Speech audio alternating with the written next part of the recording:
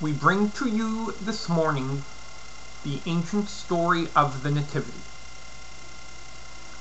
We ask you to listen to this story as if for the first time.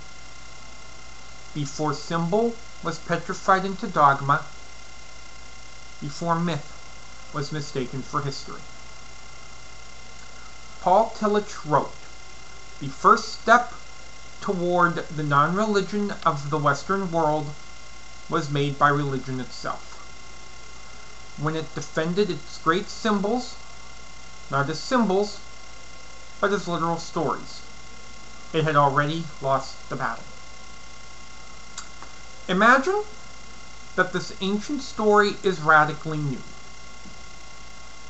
Imagine that after years of hearing story after story of men and women bowing abjectly before the might of kings and emperors, czars, dictators, chieftains, and tyrants, you hear a story in which 3 kings kneel before a tiny child in praise of possibility.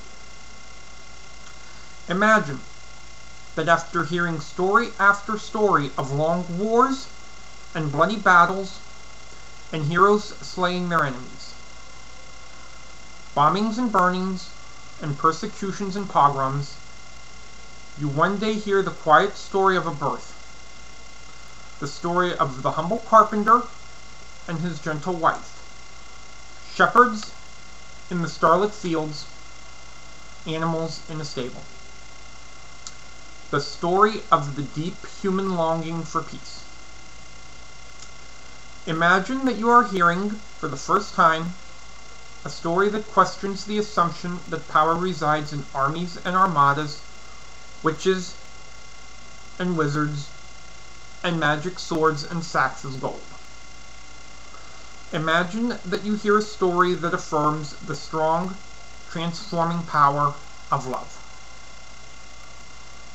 Imagine the day when everyone who hears the story and says, "I believe," will be talking about the meaning, not the plot. We bring to you now that ancient story, that ever-new story. Listen to the story. Merry Christmas to all.